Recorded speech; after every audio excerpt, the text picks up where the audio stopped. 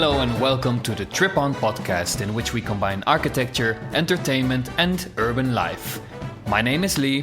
And my name is Alex, and we are an architect and themed entertainment professional who travel a lot, and we are both interested in urban development and attractions. With this time a show about Dubai. For visuals with what we discuss here, check our Instagram at TripOn Podcast. And of course we have to give you a bit of context as to why do we actually talk about Dubai. We are right now in Dubai because I've moved here because of the job, and Lee came for the Christmas time to visit me and explore the city together. Yeah, so it's actually my second time in Dubai. The first time I was here, I was like a real tourist. I rented a car, I was staying in a hotel. This time around it's completely different because it's more of a long stay for me. I'm visiting Alex, and I also chose to work remotely partly. So it's a very good opportunity for me to experience the city through a different set of eyes. Also, currently we have to tell that the context is quite special. We are on the 32nd floor of a tower which has a really good view over the very impressive Dubai skyline. It is still 28 degrees Celsius here, so it's very nice to kind of escape the winter, escape the grayness, the clouds and the rain. I didn't experience yet the summer over here, but I'm preparing myself that it can be a tough time, and people mostly just stay inside because it's too hot to walk on the outside. Yeah, right now is the season to come. Yeah, so let's move to the next segment where we will give you a background of the city that we're talking about. And this is a very interesting city, mostly because the city is quite young actually still. It's a big city, it has a lot of visitors, it has quite a lot of inhabitants, but it's still relatively young when you compare it to many of the other major cities on the world scale.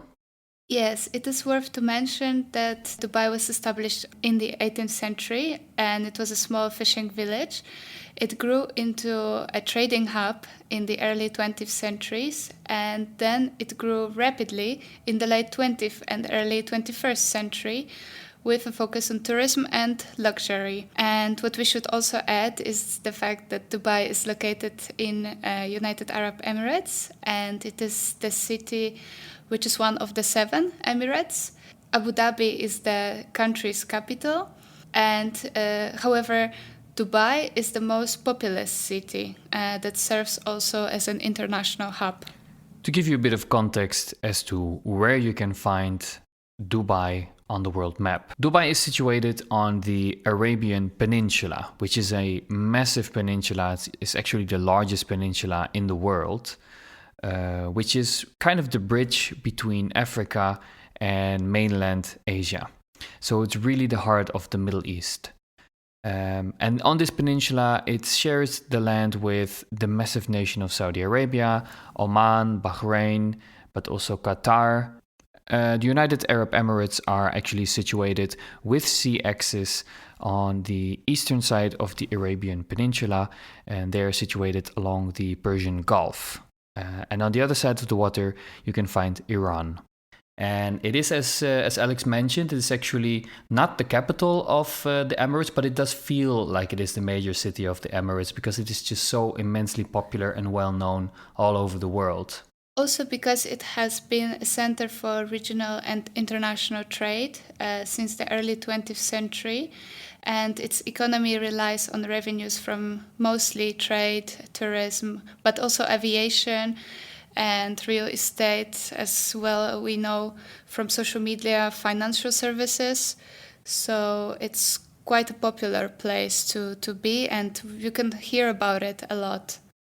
So what also might have sparked a bit more interest into Dubai lately is because Dubai organized the World Expo, which was called the Dubai World Expo 2020, but it was actually running from 21 to 22 to make it a little bit more confusing, because in 2020 it didn't happen, of course, because of this little event called COVID, and they decided to not rename it and to stick to the name World Expo 2020.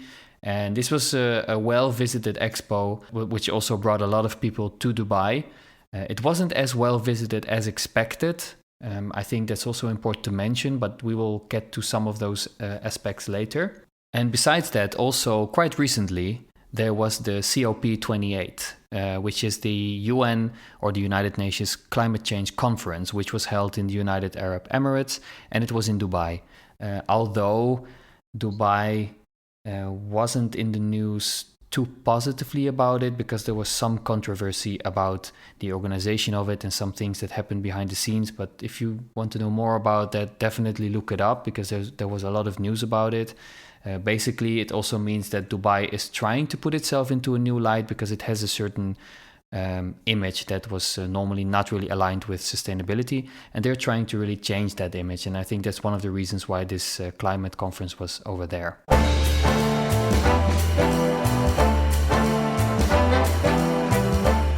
For the next item, we are going to talk about the city skyline. What we mean by that is every city has a very unique, specific skyline.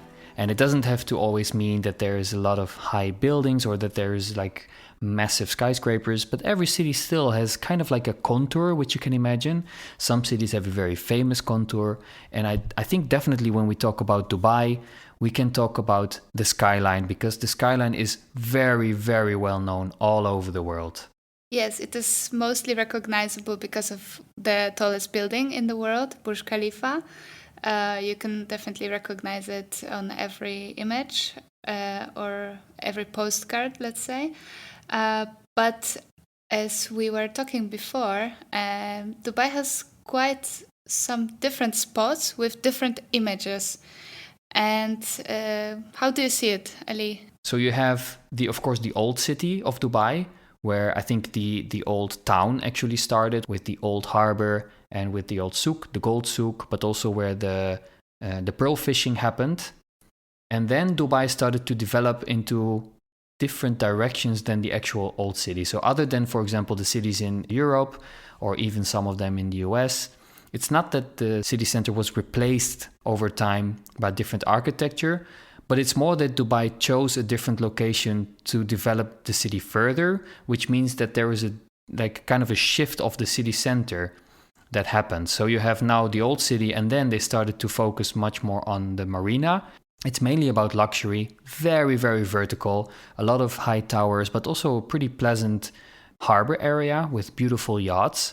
And then you have also downtown Dubai, but I think you can tell something about it, because actually you live quite close to downtown. Yes, downtown is a place with Burj Khalifa, fountains, where every night you have a fountain show and people gather in the center. There's also Dubai Mall, which is the largest mall in the world. You can find shops, well-known brands from all over the world. There are also parks and residential areas around the region. It's actually quite nice to walk around there.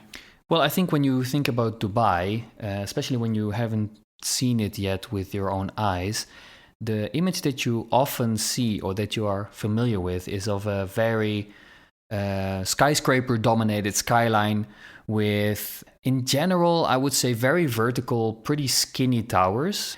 And it is like that, but then when you actually analyze the city as is, then you see that there's actually something else going on, which makes Dubai a bit different from, I think, many of the other major cities that are very skyscraper dominated. When analyzing man-made environments, you can talk about figural space and figural objects. And you can imagine that a city or a landscape is basically a plane, like a ground surface. And then you have all the figural objects on top of that rise vertically. And then you have all the voids in between that. When you look at Dubai from a macro level, and when you would be able to lay out the city in front of you, you can see that there's actually more like 3 main concentrations of figural objects. So imagine that you have Dubai laid out in front of you miniature, and you would be able to dial it up. You would actually be able to dial up the proportions a bit more to make the differences more clear. Then you can see that there's a massive spike, obviously, of vertical figural objects in downtown Dubai. So this is the area around Burj Khalifa. And then there's also a whole cluster of vertical figural objects in Dubai Marina, where it's also very vertical. It's like a combination of a lot of high-rise.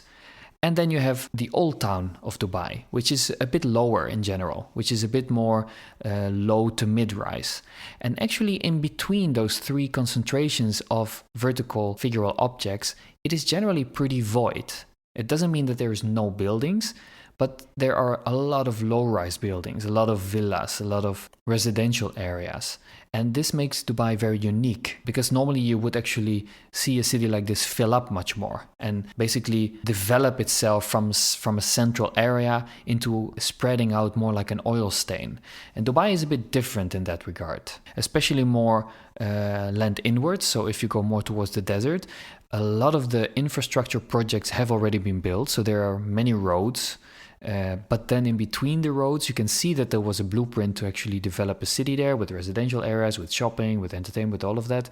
But besides the road, there is often nothing there. So it means that Dubai has been building a lot of the infrastructure to actually let those figural objects pop up in space, but it didn't really happen. And this makes Dubai very unique on the global scale in city development. True, and if I may add something to that, is also the fact of extending the coastline and adding the artificial islands. One of them is Palm Jumeirah, which is an archipelago on the Persian Gulf in Jumeirah, Dubai.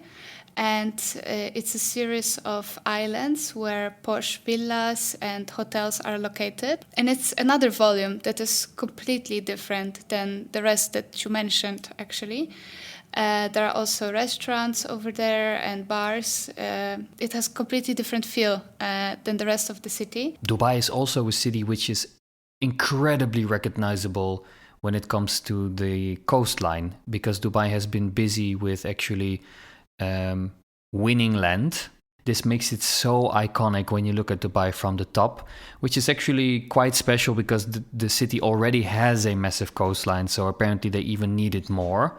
And I think there are a lot of cities in the world that would be extremely jealous to have such a long stretch of coastline. And talking about extending the coastline, there's also another project worth mentioning, which are the islands of Dubai. Artificial islands that are shaped in the form of world. The world islands. Exactly, the world islands. And they are representing specific countries and continents on the map. However, this one is not as popular as the Palm Jumeirah, and only few islands are occupied by certain hotels or resorts. The rest is actually empty. We can notice this urge of extending the coastline even more by trying to add new projects. And the third project at the coastline is the Palm Jebel Ali, which is the second of 3 palm-shaped artificial islands.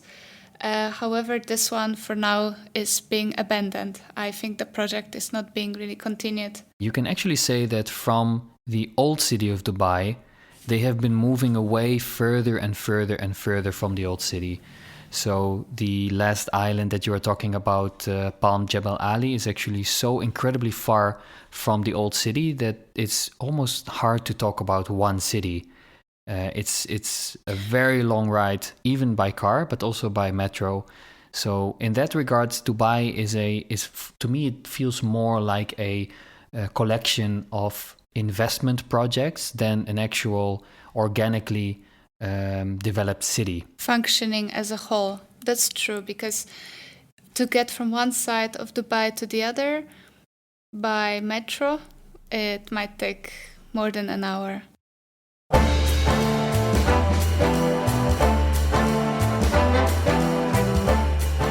While looking for a way to best analyze and experience, it was really helpful for me to be guided by a quote from a film that I really like.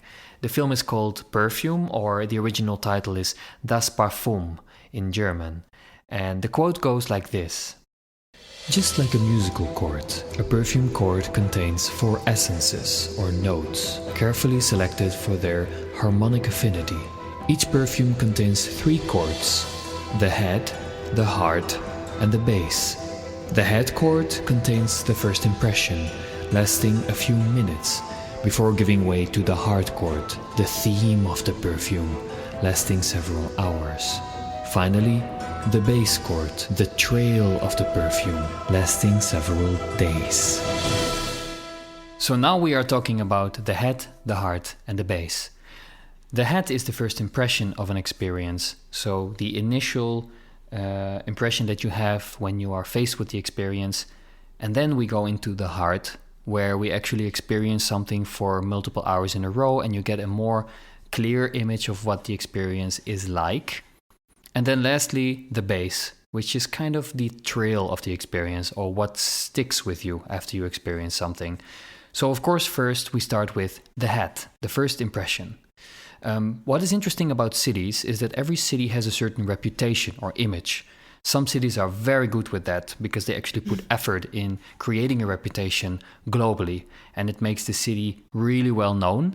And it also sometimes boosts the interest in the city when you see this urban flight, when you see that people are actually increasingly choosing to live in cities because of the opportunities that it offers. And Dubai, I wouldn't say even the words is no exception. I would actually say I think Dubai is kind of a role model in being really, really strong with marketing. Yes, for sure. Dubai has this image of business city for the rich, of the city of luxurious lifestyle. It's mostly being promoted on Instagram. Since I'm being here, I can see a lot of videos and posts. You can also notice that most of the Dubai's population are expats. It's about 89%, which makes it also more cosmopolitan city in a way and globally recognized. Dubai is actually completely operating according to its image. I think it's more stronger with this city than many other cities that I've seen, that Dubai seems to develop itself mainly to be Instagrammable, and they really turned that into an art. And one really good example of that is, of course, Burj Khalifa, the highest building in the world. They actually managed to build Burj Khalifa, and they have held the record for a very, very long time now of having the highest building in the world. And it seems like there are some other buildings popping up around Dubai. One really good example is Saudi Arabia, who wants to take the crown. But that's a very troublesome project. So it seems like Dubai did stir the global stage when they actually built Burj Khalifa. And it has been a major tourist attraction. We can notice that Dubai is aiming for this grand image, and everything has to be the best, the biggest, the widest. Another building I recently built in Dubai, which is the Museum of the Future. And how they promote the museum is actually stating that it's the most beautiful building in the world. So Burj Khalifa is the tallest building, then they have the museum, which is the most beautiful one. Another example is the Dubai Mall, which is being promoted as the largest shopping center in the world. So I would say they aim for this grand image. Yeah, they really love their records, and you see a lot of those signs and a lot of those taglines. I think it also works very well because people do post about it. They hashtag stuff like that. They actually use it as some sort of bragging right to have been to, or to have visited, or to have been on top of the biggest, the tallest, the highest, the only 7-star hotel in the world, the biggest indoor ski in the world, the fastest vertically launched coaster in the world. They used to have the record of the biggest indoor theme park in the world. I have to agree that because of the blue sky and the surrounding of Dubai, the pictures look good. It is a nice environment for taking the shots, so it does look good on the photos. So if you add a nice architecture to it or pretty vistas, then the whole creates good, like, Instagrammable image. Yeah, I think also that's maybe an important thing to mention, is that when you talk about the first impression, almost everyone has seen Dubai in some sort of idealized form in images and photos. It's a bit like a postcard city, where many of those photos are so like aesthetically pleasing, I would say almost unbelievable to see, because you see those images and you think, oh, how is that even possible? Like the building that you mentioned, the Museum of the Future. The Museum of the Future, which is a circular, shiny building, which is like entirely made of metal. And it is just, it looks unreal when you see it on a photo. And then when you see it for real, you're like, yeah, damn, they actually really made that thing. It's another thing is the Dubai frame, which is the biggest frame in the world, which, you know, whatever that means, but anyway, it is but something they're very proud of. This perfectly shows how they care about the images, because they created a frame to take photos of the city in. Yeah, exactly. Yeah, it's really like a photo frame. It's like a contour. And I think everyone kind of knows which one it is, even if you don't know where it is. You still probably have seen it sometimes, and yeah, and then you see it for real, and you think, oh, it's really a big frame. Like it doesn't really have a practical function, but it's just funny to have it. It's just a viewpoint with two elevators going up, and you can just experience the city from different perspectives. Dubai operates more on the level of what they want to build instead of what they need to build. I would say it's more about having those iconic projects than one integrated city as a whole. It's a bit like a shop window for crazy architectural experiments. So besides the reputation and the image, there's also, of course, this first impression that you have when you see the city for the first time. So for me, it was a bit different because I was here in 2015. And I have to admit that the first time I saw the city for real, and I still remember this moment until this day, is when you actually arrive by plane and you see it from the window of the plane. You almost don't believe what you see. Because it is really a city that is iconic looking from the sky. And it's very iconic also on satellite images, but definitely also when you arrive and you look down and you see this city, which is always a little bit in some sort of like hazy sky, and you see this like crazy high building, Burj Khalifa, standing there with a bright blue body of water in front of it. It just seems so artificial and almost unreal, almost as if it's like a piece of like concept art. And that's what I still remember. That, and also when you actually are in the city and you drive around and you drive past like a wall of skyscrapers, which is definitely in front and around the downtown area, where you have this wall of very, very tall buildings left and right of you. It's just, I think it is really a situation of you have to see it to believe it. Yes, it is impressive. For me, it was by night. We were just landing during the night time, and I could see all those lights of the city, and the city is intensely lit. All the skyscrapers, they have the lighting design on the facades, and it just looks super impressive. So let's go to the heart of the experience. I think what is interesting is that even though, Alex, you decided to relocate to Dubai, you still didn't experience the city that much. So we were able to experience much of Dubai together. Yes, for sure. When I arrived here, I was doing the company training, so I had completely no time to do any activities or cultural things in the city. But I also wanted to wait for Lee to come and to experience all things together, not to do it twice. We just divided days into specific activities. Some of days we were planning to go to theme parks because of our interest and profession. But also we wanted to do more of cultural things, so to visit the old town, go to the souk area, Gold Souk. We also planned to do a bit of shopping. For that we went to several malls. We had a couple of nice strolls around in the neighborhoods. We had one-day trip planned for the Palm Jumeirah. What I can say about the city is that you cannot be bored over here. It's a lot of things that you can do. And I believe that everyone could find something for themselves. So right now, I'm already talking to Lee that he has to come back again and to experience Dubai more because there is still so much more to see and visit and to do. We were taking the metro some days, most of the time, to go somewhere. But some places were not really easily accessible by metro, so we had to take taxi. To really experience Dubai, you are often relying on taxis because Dubai is a very car-centric city, and the roads are pretty profound in Dubai. And also, what you said is true, that the metro is an aspect which is definitely connecting some elements of the city, but it's only like basically running as a major line throughout this long stretch of the city.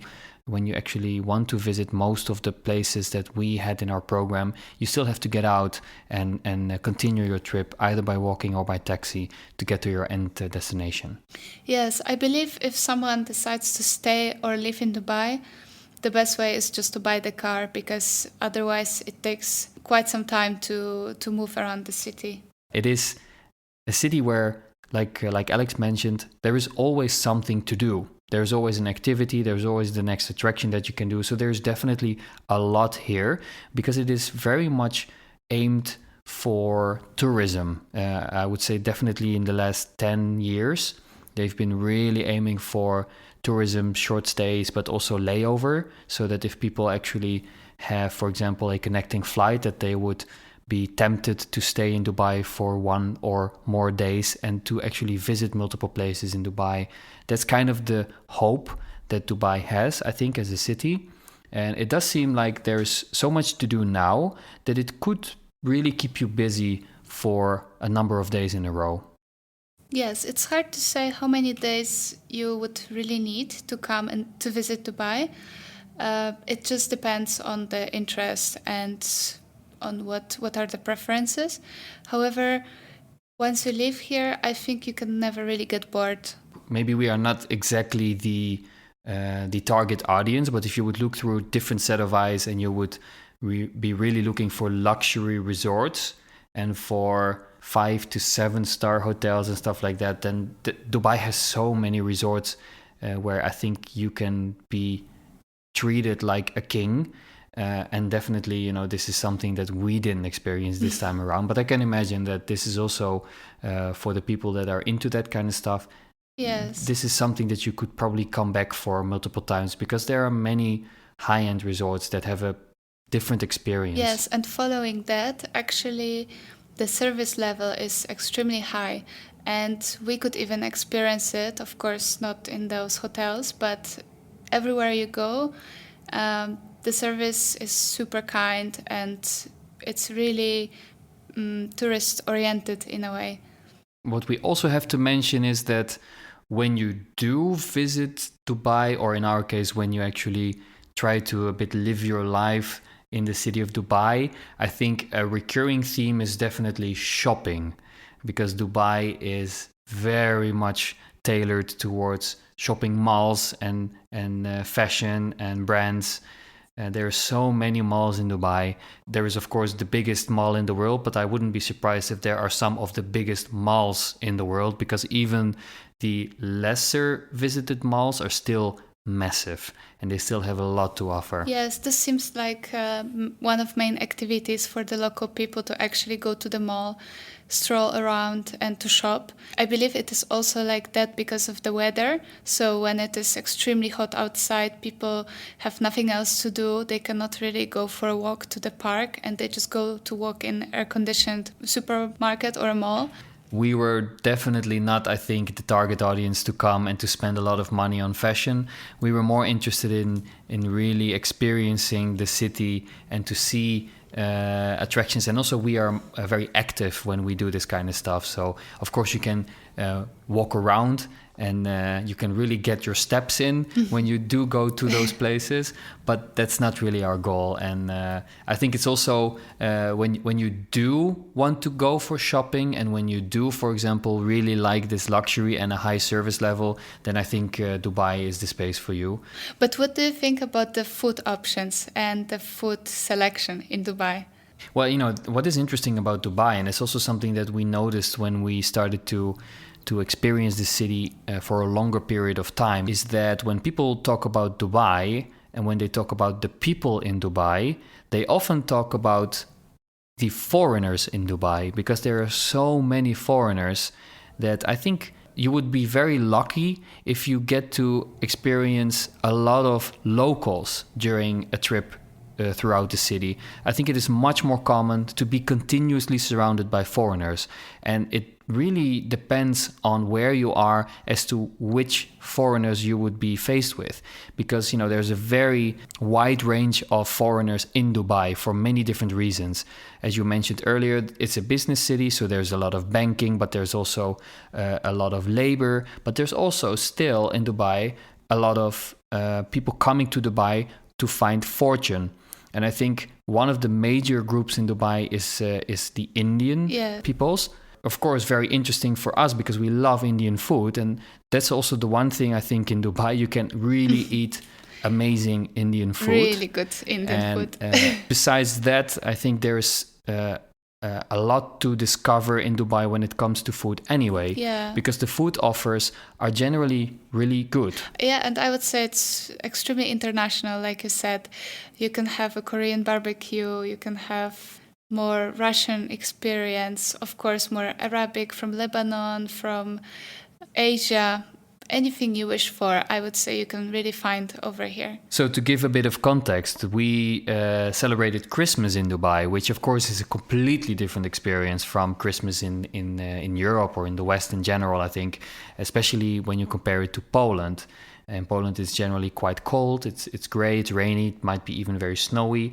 And there is a very strong sense of tradition in Europe and also in Poland.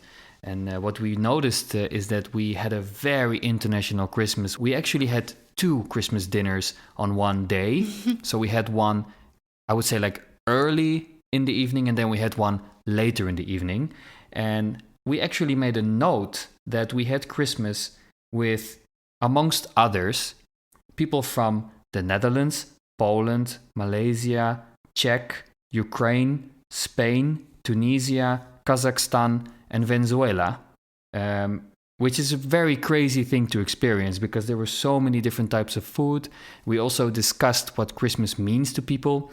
Some of the people even never really celebrated Christmas because it's not a thing in their culture, but they still joined in because they are very interested in this celebration, and they still brought in kind of like their interpretation of what Christmas is and their type of food that they would put on the table. It reminded me a little bit of my Christmas that I celebrated once in Sydney, which also was a Christmas that is heavily influenced by the English traditions and the American traditions. But of course, Sydney is on the other side of the world. So also it was very warm and everyone was wearing a Santa hat on the beach. With a bikini on, for example. So it was totally weird for me.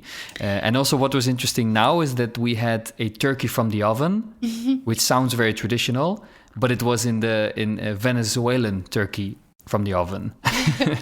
In Dubai, on the desert. But it's actually funny what you're saying about Sydney, because I had similar experience just before you came to Dubai. We went to the expo area for a Christmas event, and they were making a fake snow to make us feel like there is winter, but it didn't feel like winter at all. It was some foam or something like that. Yeah, it seems like Dubai is more and more trying to introduce this winter feeling and this Christmas feeling where they're often using the traditional songs. So it's very common to be in a mall and to see a Christmas tree with fake snow and to hear the song It's Beginning to Look a Lot Like Christmas or Let It Snow. And it just feels very weird to me because it doesn't really have a place in this surrounding where you walk out the door and it's 28 degrees again. Yes. I had similar feeling in Sevilla once visiting a friend when we were walking next to the palm trees and they were decorated with the Christmas lights. And I also felt like, okay, this is not really authentic Christmas experience. And I have to say Dubai was exactly the same. Also palm trees with Christmas lights on them. They keep on referring to to white Christmas and let it snow and that kind of stuff. It doesn't really make any sense. But I do understand why they do it, because the Christmas feeling and the fact that there are so many foreigners in Dubai, it obviously it leaves a lot of space for people who want to kind of still feel this tradition that they're used to. So it's a very interesting thing to experience. Yeah, I mean, it's also, of course, marketing thing. So it has its charm. So also another thing is that we actually experience how it is to live your everyday life in Dubai. And then you find out that even though it's known as a city for the rich, it has a very, I would say, wide bandwidth of offerings. On the one side, there's very luxury. Everything is like generally quite expensive, and it is all tailored for people with money. And then on the other side, there's tons and tons of stores in Dubai where there's really cheap stuff coming from China, or which is much more aimed for the local people. You can also eat really cheap at little places in the street, or when you find an area in Dubai where there's, for example, one culture represented very strongly. So it really depends on what you're looking for in Dubai, and you can experience all of that next to each other. Yeah, I would say it's a city of contrasts. Like, you have quite a big gap between the rich and the poor. So walking around, you can notice, of course, also the difference. And the shops that you mentioned, there are shops 1 to 10. So you can buy something for 10 dirhams, which is not even 2 euros. And they are very popular. You see people walking around with bags filled with things from there. It gives you the opportunity to, if you live in Dubai, you can make it as crazy and as expensive as you like. Yes. Also, what is very popular is delivery. The groceries, they can be delivered within even 15 minutes, which is quite insane. Once I was back home quite late and I was placing an order, but I thought that the order will be realized the next day.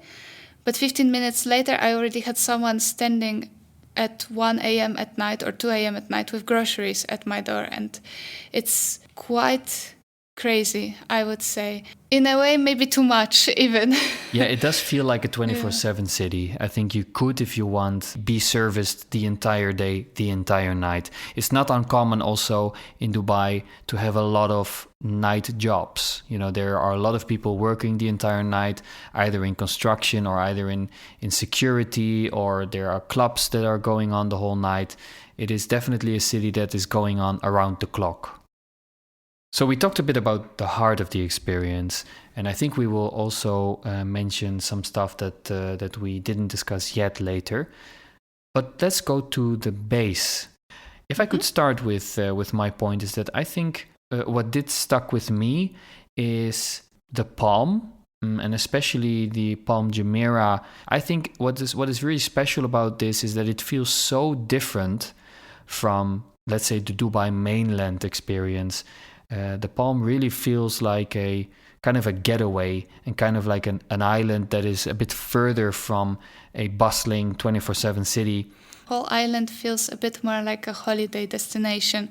It's much calmer, the buildings are lower, besides of course the Atlantis, but the rest of the villas are much lower, and it's not as crazy as the whole Dubai. So I felt like the life a little bit slowed down over there, and it was quite a relaxing trip, I have to say.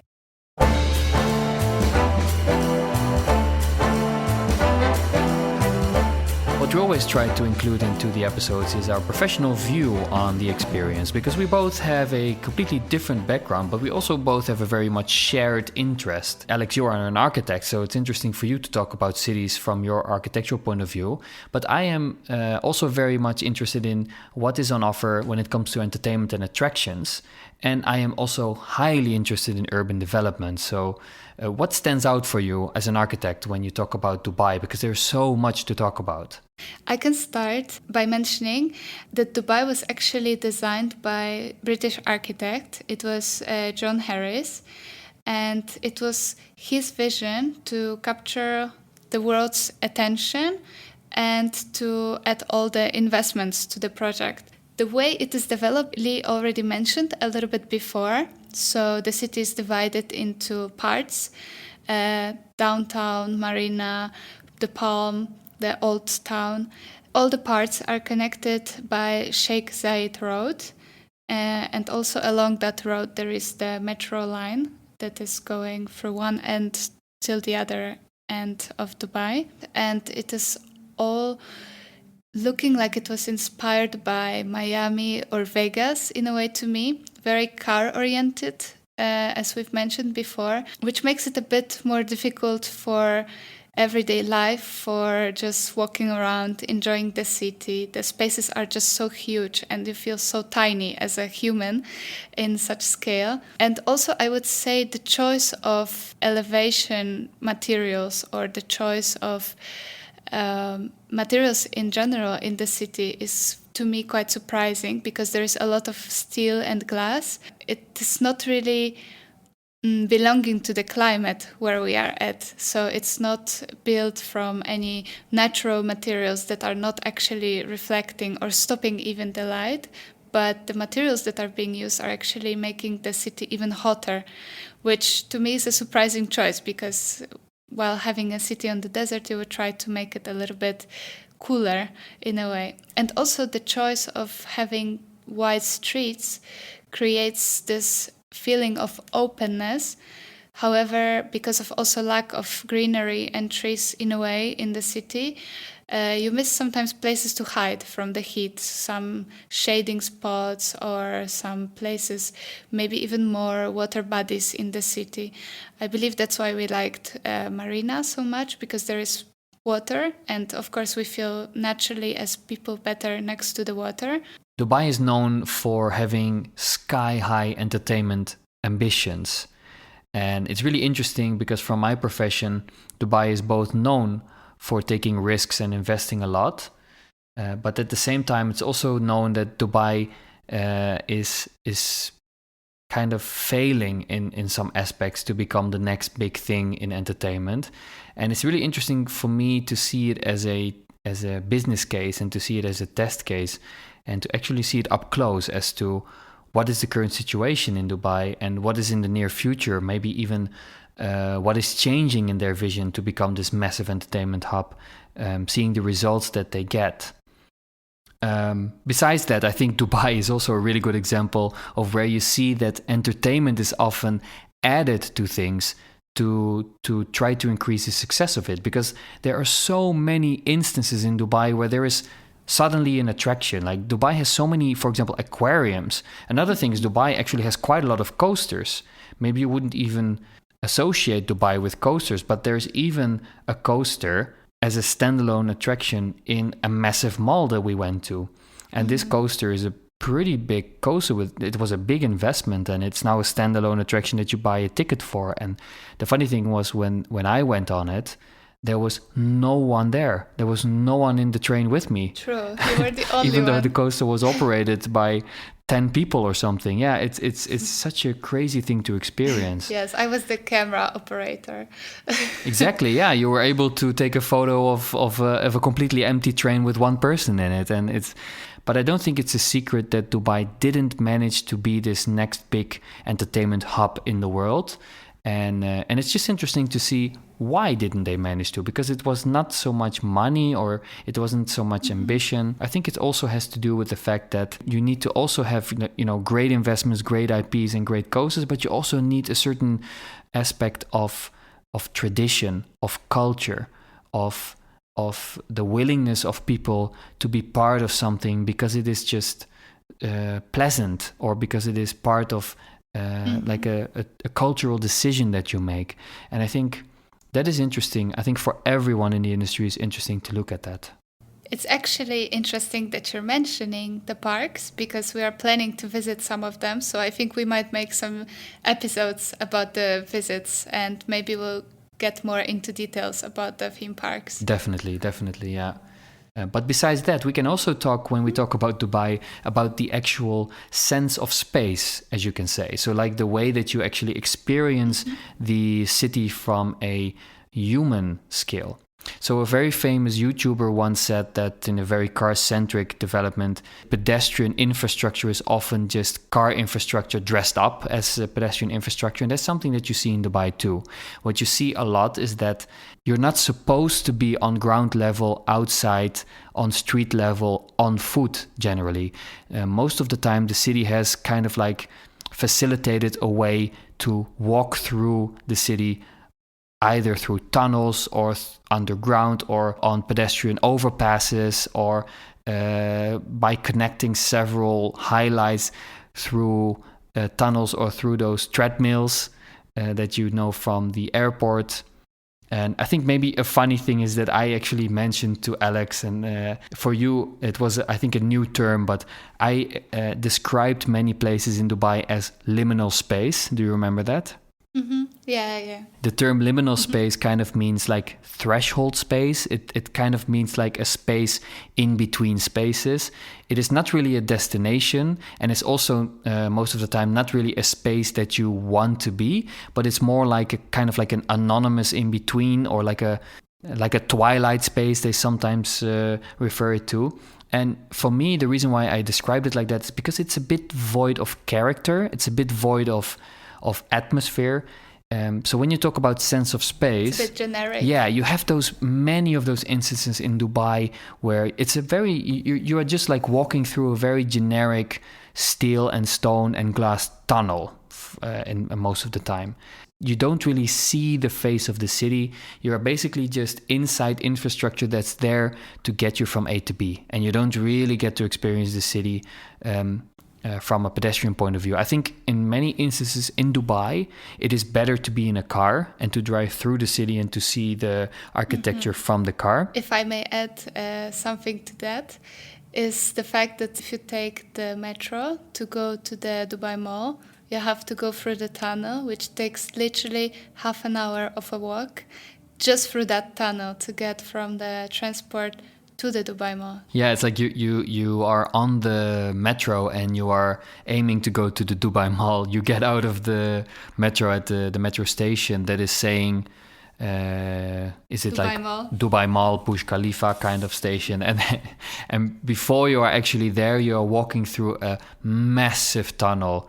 You're just all the time walking in the sun. It's almost as if you're on a really big airport trying to get to the very last gate. So, yes, because they have even those walkways. Yeah, exactly.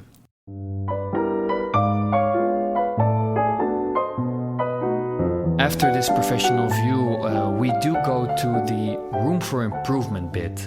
And what we mean by this is that the city might be able to do something to make aspects way better. As we mentioned before, definitely what the city is lacking right now is the shading and more greenery, of course, which is difficult to keep up because of the temperature and the sun. Another thing is the transportation that we were discussing before. There is a plan to extend the metro line. However, I'm not sure for which year, and definitely it will take some time to get there, because for now it's just one line and some extra buses that you can take, but it's not enough to get exactly to the point. And as previously mentioned, more water and more greenery to make the city more lively. There is the plan for 2030, I believe, done by Sheikh Mohammed. There are some strategies, so I believe that the city is aware of the flaws that are occurring, but it might take a lot of changes and quite a lot of adjustments. And how do you see it? Well, the one thing that stood out to me with Dubai is that even though they have such a massive coastline, I think the city is kind of underusing the fact that they have such a massive coastline. It seems like a lot of the coast has been locked away for luxury or for luxury resorts. And that's such a pity, because normally those coastlines are very valuable in those major cities. And what I really liked about Dubai is the Dubai Marina area, where there is like access to the open sea, and where you have those yachts in the harbor, and when you have restaurants along the coastline, etc. But then when you see downtown, the main water body is just like a swimming pool style bright blue water body. So what you also mentioned is, I think, just in general interconnectedness. So we did talk about already the fact that the Dubai Metro is only basically running along the main road, which is like an 8-lane highway straight going through the city with like one metro line alongside of it. It really felt to me like this city was designed and built based on city skylines. I don't know if you remember this game where you're able to build a city. Yeah, you are pretty good in it. Yeah, it has this typical city that is developed based on a very oil-dependent government. So you see the same with the US, where oil is a very important product for the country. I would really hope that in the future they would just connect everything more and rely less on cars. I think it would be great for the city. Yes. If you think about it, Dubai almost had a blank canvas. They had like a very big open desert where they were able to build the best city in the world. And I think they kind of forgot throughout all those vanity projects to build a good city. As you mentioned, the city skylines, it also feels like the city was designed from the bird eye view, but not really from the human level, human eye view perspective. It looks better from the top than actually from the pedestrian side. It is time for Dubai to put the money where the mouth is. So Dubai has been talking about improving the city, improving green space, improving public transport, walkability, but also to lead the way in sustainability. I really hope that Dubai is going to be this exemplary role in the world to say we have the resources and we are going to be a very sustainable city, and it's going to be a city for the people. I really hope that this is going to happen. It's going to be a massive 180 degree where now they start to improve on what they have. I hope that they do that and that they're not continuing to keep on building, because honestly, I think Dubai doesn't need much more when it comes to square meterage or more building volumes or whatever. I think they should work with what they have right now.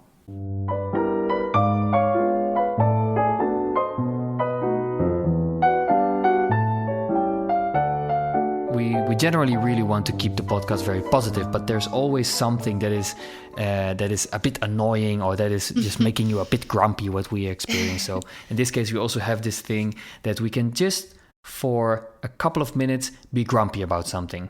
So what is for you something that you want to be grumpy about? I would say the thing that is a little bit annoying for me in Dubai is the access to the apps. So when you want to use WhatsApp, you cannot really make a phone call. You can use it for the text messages, but you cannot call or FaceTime.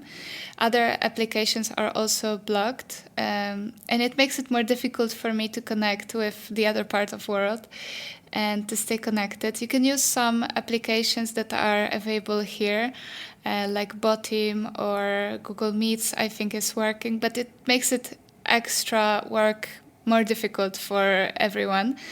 There are some people who are using VPN to also be able to connect, and I would say this sometimes makes it a bit more difficult.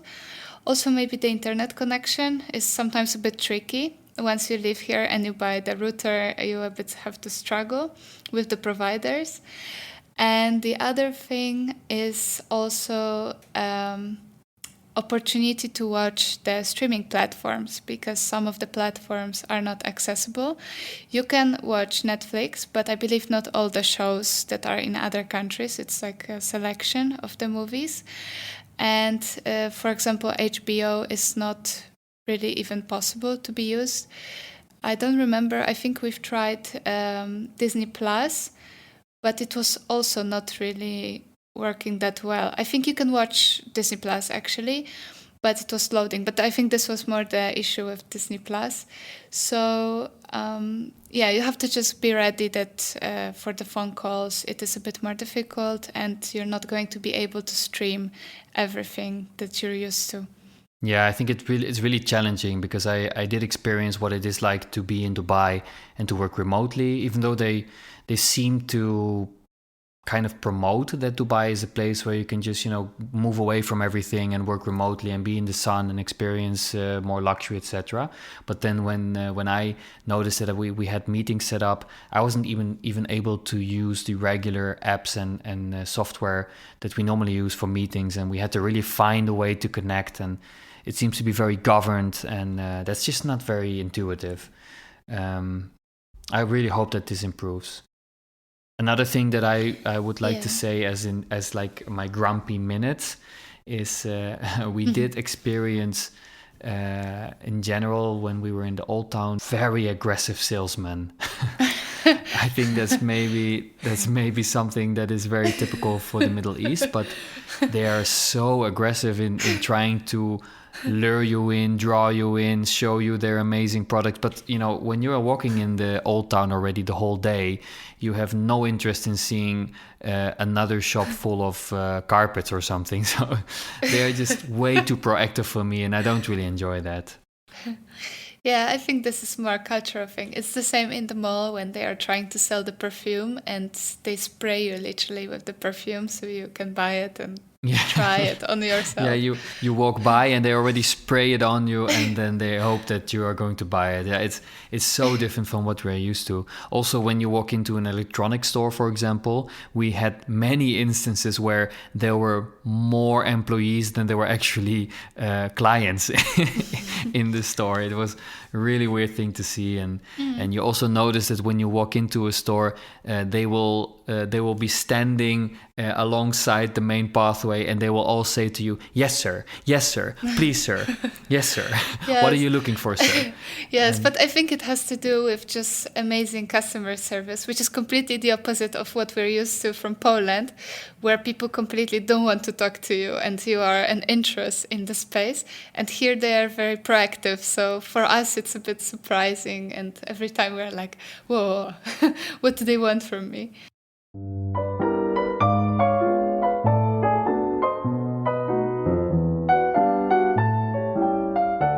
Let's talk now about the highlights. So what will be your highlight? What will you remember? Yeah, so that was enough negativity for today. The highlights of Dubai.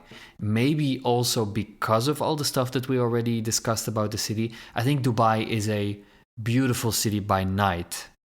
But then I'm talking mainly about Dubai from a distance, or Dubai skyline by night.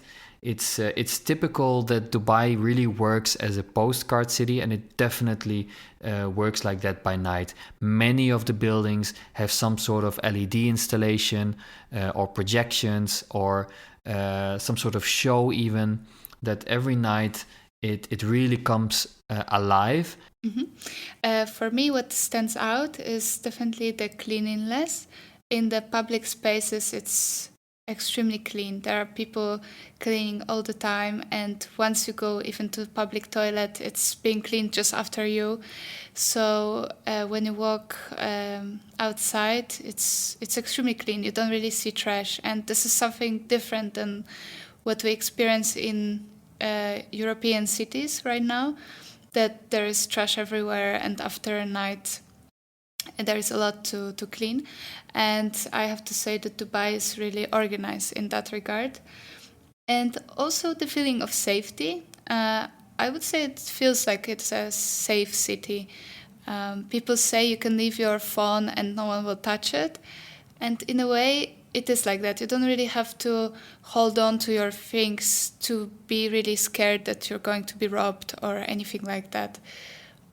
Which I like, because it makes me feel more safe in a way. When you are in those touristic places, I have to add that the toilets are really clean and very, very well maintained and even serviced. In the toilet, they are literally continuously cleaning and wiping and making sure that all the amenities are there. You would not experience that something is finished, like there is no empty towel roll, or there's no lack of soap or whatever. That's a very specific thing about Dubai, that there's in general just so much employment, and there's so many people trying to keep up everything. I would like to also mention our trip to the Old Town and Gold Souk. It was also a one-day trip there, and to go to the other side of the river you have to take a boat, which is local boat operated by local people, and you have to pay 1 dirham to get to the other side. And it was truly cultural experience. I think this was one of better highlights for me. Yeah, I think this day that we spent in the old town of Dubai was such a contrast with what we have done the other days that we were in Dubai, because the old town, you can see the traces of what Dubai used to be in the past, and it was quite chaotic. And also the fact that the boat is only 1 dirham per person, and that it's like you're just sitting on a block of wood basically, and the boat is like a diesel powered boat that is like hitting the side and even hitting other boats when they are. It's such a different experience. It's the most cultural, I think, that we have experienced when we were in Dubai. Exactly, but it felt so authentic in a way. It was not fake with any facade over it. It was just completely local experience. We have seen with our own eyes the latest resort addition to the city, which is the Atlantis, the Royal, which is kind of like the new pride of Dubai, because it's a very beautiful luxury resort on Palm Jumeirah by the same owner as Atlantis. And I have to say, when it comes to the way that this one is laid out and built and designed and everything, it is absolutely mind-blowing how beautifully this is done. It is just incredible from when you arrive there, when you walk in. The building is amazing, the lighting, the atmosphere, the music. There's such a luxury feeling over there. There's like the opportunity to sit in the water with like recessed seating in the water. There's like torches and open fire all around you. There's like a very nice gentle jazz music playing. There are waterfalls, there's a water show, there's spray parks. It just feels like the absolute pinnacle of the luxury feeling in a resort like that. That's true. And you don't only have a beautiful, huge hotel, but also in front of that, in front of the fountain show, you have amazing villa, which is a part of the project. And it's more, I believe, a restaurant building. It just looks incredible.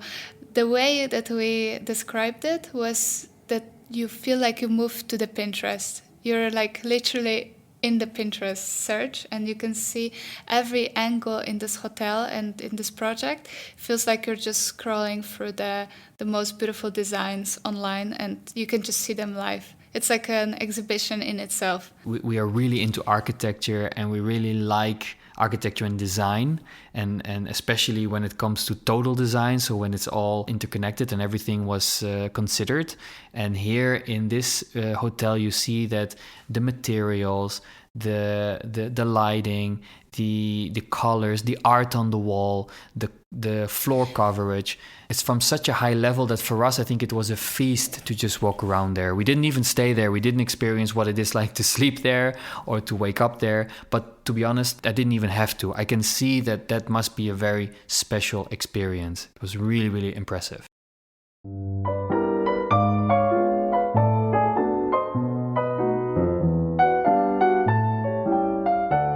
And then we get to the point where we kind of want to review the experience. And in this case, it's very difficult to review a city because it's such a complicated beast. But still, would you be able to say trip off, consider, or trip on?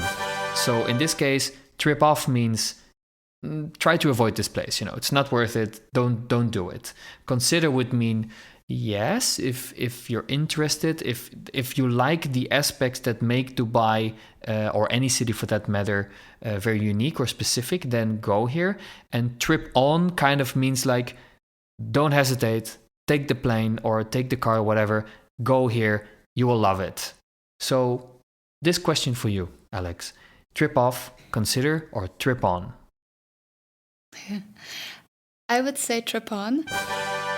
And it is because it is such a unique experience that everyone should just come and see it by themselves. And then they can decide if they like it or not. Because there are many people who say that they hate Dubai. There are also many people who say that they love Dubai.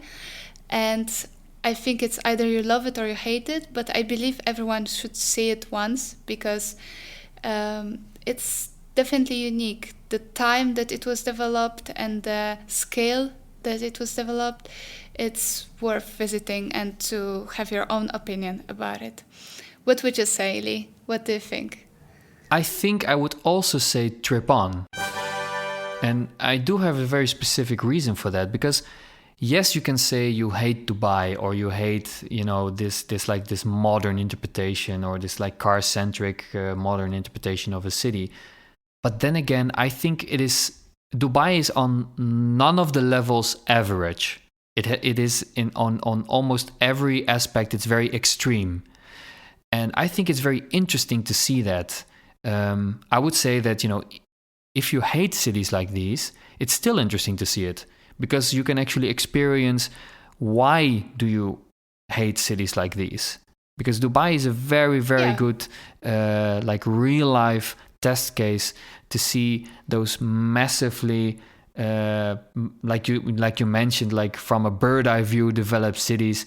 And what does it do actually with your environment? What does it feel like to be in a city like this? I think it's very, very interesting for anyone to experience this.